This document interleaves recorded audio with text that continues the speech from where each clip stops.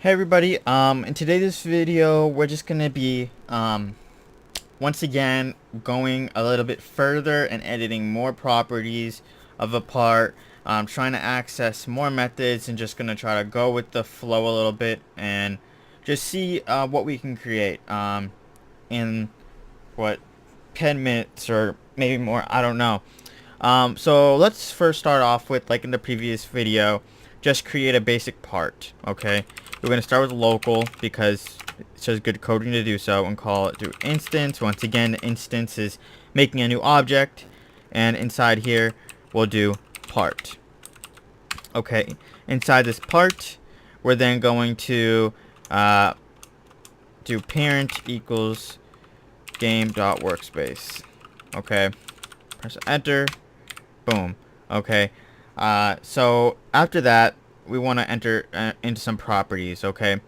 So one thing I want to do is I want to make all sides of the brick flat. So if I play this now, we're going to notice that, you see studs on here. You see the studs. Okay. I don't want that. If we look in the properties all the way down to surface, we can see this right surface, top surface, and this smooth, and then smooth, no outlines. Okay, I want that. So let's go in here and let's type in part dot, and we can see the property name, back surface equals smooth, no outlines, plural. Okay, so after we have that, we can copy this, paste it how many times? 1, 2, 3, 4, 5, 6 times. So 1, 2, 3, 4, 5, 6. Okay. After that, we can type in the top surface, left surface, right surface, the top, back, front surface, and then the last one would be back and bottom. Do we have that? Back, bottom, surface. Okay, press stop, and this is going to say you made changes while playing the game because we were looking at the properties of the brick. Would you like to keep these changes? And I'll write yes. If I said no, it would just, get rid of this code just like we were before in play. So I'll press play again. When I create it, now it has no outlines, and it's just a pure brick like this. So now what we want to do is we want to anchor it. We want to make sure that it's anchored. Okay, so part.anchored, we'll set that to true so it can't move. Okay, let's also change the brick color to something better. Let's change it to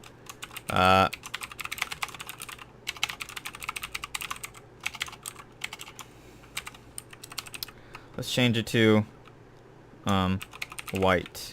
Okay, press play. So it's white now. Okay. So when this is anchored, I want to do something today. Okay. So what we're gonna do is we're gonna make this brick always be at my torso. Okay. It's always gonna be following my torso. Okay. It's gonna always move the position to my torso. So to do this part, now we're not gonna use position. There's something called a position, and there's something called a CFrame. Okay, it just stands for a coordinate frame. A position, well, when you set a position on Roblox, a CFrame has rotations with it, while position doesn't.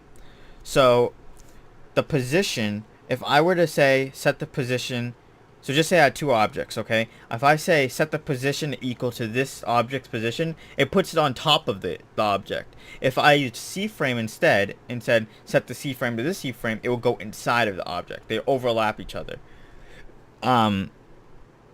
So I never use position. I always use CFrame. It's like something pretty much every single developer uses. You really need to use position. So what this is, we just do part.CFrame. It's capital like that, capital C, capital F, and then frame, and then equal it to now this, we're gonna get my character's torso. Okay.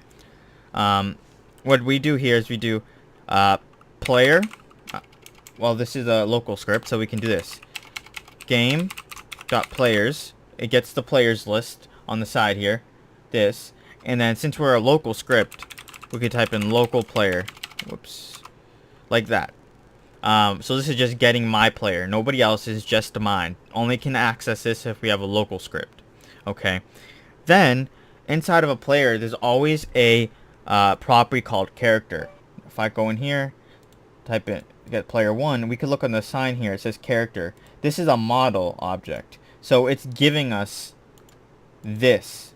It gives us this whole entire model. So we can go inside of it and change left hand, anything, okay?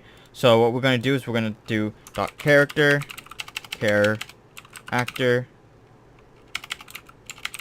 character, can't spell, okay.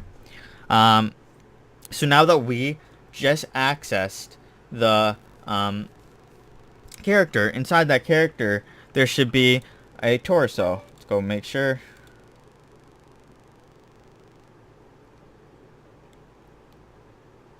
Okay, so since this is 15 R15, it doesn't have just a torso, there's two. So what I'm gonna use is I'm gonna use humanoid root part. Humanoid root part is basically this right here. It never moves. Okay. Let's just use that, and we'll do dot humanoid root part. Okay. And now this, we still can't do it this way, because when we're doing this, we're saying part.cFrame equals that object. Now, we don't want it to equal to that object. We want it to equal to that CFrame too. Okay? So now you're doing a CFrame is equal to this CFrame. Okay? So now, if I were to press play, what's going to happen is, let's do a wait real quick. Wait 2 seconds when it starts. See? Now it just put itself in my area. So now we notice it just pushed me. So what we're going to do here is we're going to do part dot can collide. So if it can collide with something, and we'll write false. So that makes it so that it can't collide with me. So now you'll see it goes exactly where that part is. Okay. So now if I move away, it doesn't follow me though. I want it to follow me.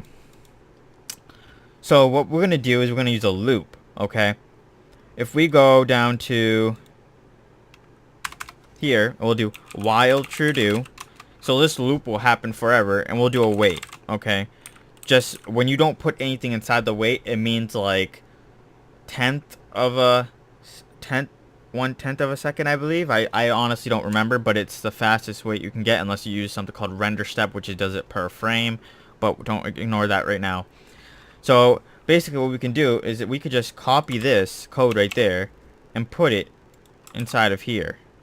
So it's going to do this code all the time. So we'll notice after 2 seconds it moves here, and then if I start moving my character, you're going to see it starts following it. Now obviously it looks very choppy, right? You could see the little thing trying to keep up with it. If you wanted to go really fast, you should really never use this for only important things.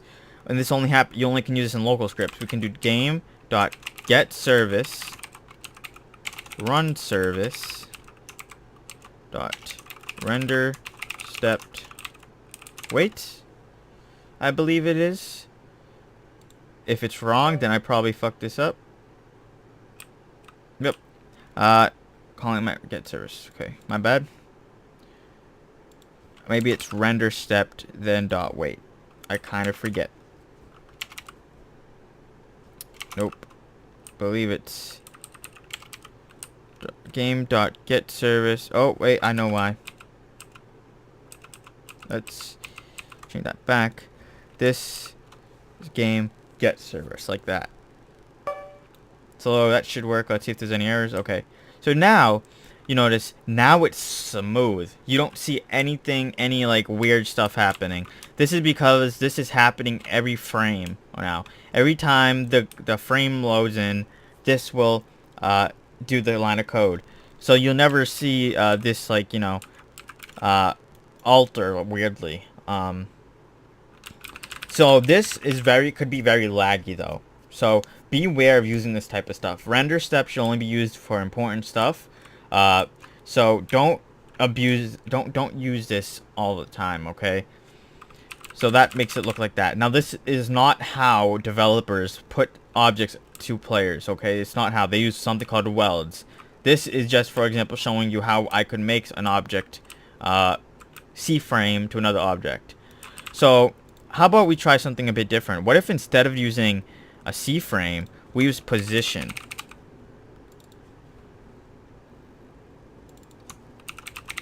So now we're going to know something different. If I use position now, so first part is, since this is render step, I believe, let's change this to a wait real quick, just so I can show you what's happening right now, because it's happening too fast. Oh, maybe not. But anyway, position does not have a rotation to it. So as you can see, this is not following the rotation of it. This is just following the actual X, Y, and Z coordinate, but not the actual angle that it's at. So we could change that back to that, and change that back to that, and it would be excellent to do. So I believe that's all I should cover in this video. Yes. Well, if we wanted to make it follow, well, no, we'll do that probably in the next video. We're gonna get too complicated and make this video overextend.